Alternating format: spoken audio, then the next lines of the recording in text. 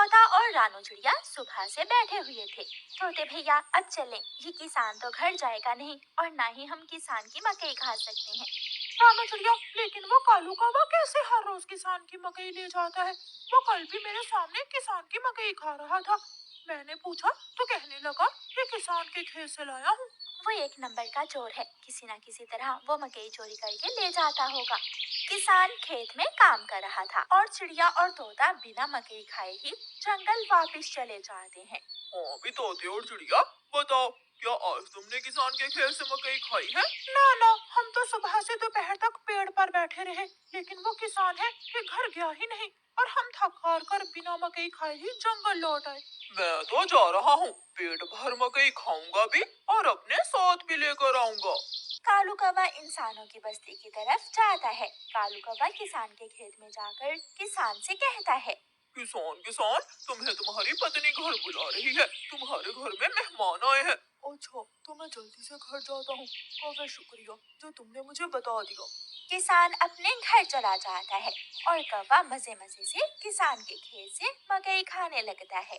नहीं, मैंने तो आपको नहीं बुलाया। क्या मेहमान नहीं आए थे? तो फिर उस काले कौवे ने मुझसे झूठ क्यों बोला? कौवा झूठा है, मैंने तो उसे नहीं भेजा।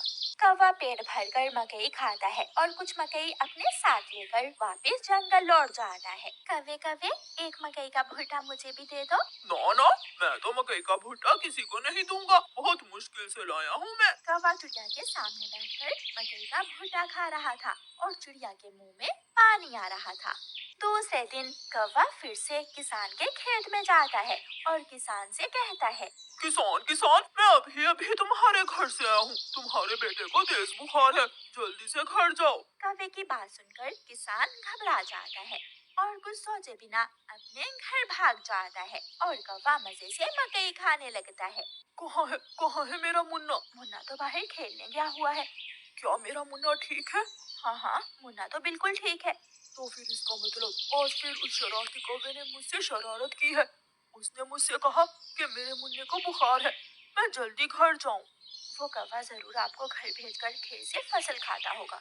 मैं कल देखूंगा वो कौवा कैसे मुझे उल्लू बनाकर मेरे खेत से मेरी फसल खाता है। कौवा जंगल जाकर बहुत खुश था। वो जो मकई अपने साथ लाया था वो तोते और कबूतर के सामने बैठकर खाता है। वाह वाह, मजा ही आ गया, ये मकई तो बहुत स्वादिष्ट है। यार कौवे, थोड़ी सी मकई मुझे भी दे दो। हाँ ठीक है, अगर तुम मेरे घर का काम कर दो तो मैं तुम्हें भी मकई दे सकता हूँ। मैं भी करूँगा, मैं भी कभी आपके घर का सारा काम करूँगा, मुझे भी मकई दे देना। ठीक है, तो फिर जल्दी से मेरे साथ आ जाओ। कौवा कबूतर और तोते को अपने घर ले जाता है। तोते, तुम जल्दी से मेरे घर की सफाई सुथराई कर दो और कबूतर तुम जल्दी से मेरे सारे बर्तन धो दो, फिर मैं तुम दोनों को मकई दूंगा। फिर कबूतर अपने काम में लग जाता है और तोता कौवे के घर की सफाई सुथराई करने लगता है। दोनों अपना अपना काम खत्म कर देते हैं। कौवे, मैंने काम कर दिया है, अब मुझे मकई दे दो। मैंने भी काम कर लिया है, मुझे भी मकई दो। कौन सी मकई? चलो भाग जाओ यहाँ से तुम दोनों, मैं तुम्हें कुछ नहीं देने वाला।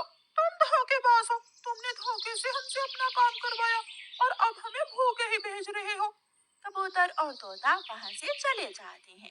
कौवा हर रोज की तरह अगले दिन भी किसान को पागल बनाने के लिए किसान के खेत में चला जाता है।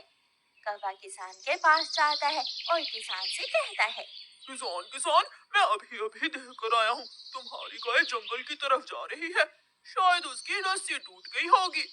मेरी गाय को तो शेर खा जाएगा। कौवे, मैं जल्दी से जाकर अपनी गाय को बचाता हूँ। किसान वहाँ से जाता है, लेकिन आज किसान थोड़ी दूर जाकर पेड़ के पीछे छुप जाता है। कौवा किसान के खेत में जाकर मकई खाने लगता है। तो ये कौवे का बच्चा इसलिए मुझे हर रोज किसी न किसी तरह खेत से खेल देता है। जब तक मेरे पास बड़ा दिमाग है, मुझे किसान की फसल खाने से कोई नहीं रोक सकता। किसान के पास बंदूक थी।